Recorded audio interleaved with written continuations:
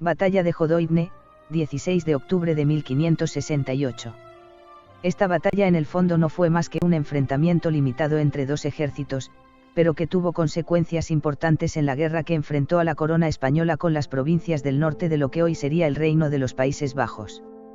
Para ponernos en contexto, dicha guerra se conoce en España como la Guerra de Flandes, pero también es conocida como la Guerra de los 80 años.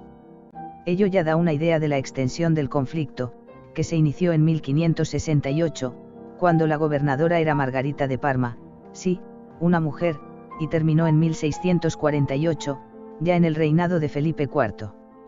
Llamémosle, Batalla de Hodoivne, fue uno de los primeros enfrentamientos entre rebeldes y la corona española y supuso un completo fracaso para Guillermo de Orange, que había iniciado una invasión desde territorio alemán, en concreto desde Neuwied. Había entrado al mando de un ejército mercenario, pero disponía de pocos caudales. Contaba con el apoyo entusiástico de la población local, pero esto nunca ocurrió y cuando intentaba avanzar hacia el interior de lo que hoy es Bélgica, tuvo que atravesar el río Jete. Al mando de las tropas españolas, se encontraba el tercer duque de Alba, Fernando Álvarez de Toledo y Pimentel, que tampoco se encontraba en buenas condiciones estratégicas.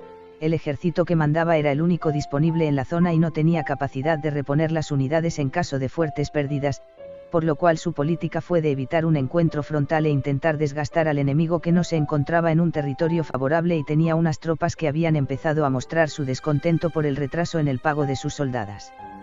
El cruce del río fue la ocasión que el duque de Alba percibió.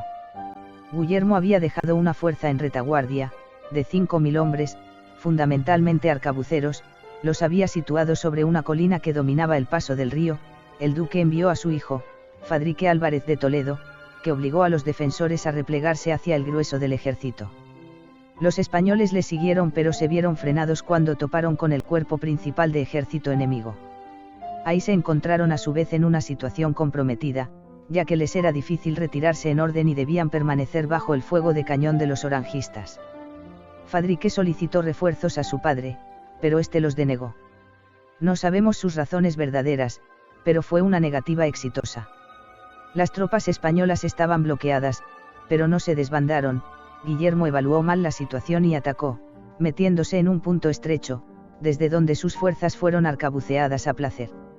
El resultado fue que sufrió más de 3.000 muertos contra 30 del lado español. Fadrique solicitó en este momento permiso para atacar, pero el duque lo denegó, evaluando correctamente que no era lo mismo desbaratar una posición de retaguardia que atacar un cuerpo entero de ejército, con un paso de un río por de medio.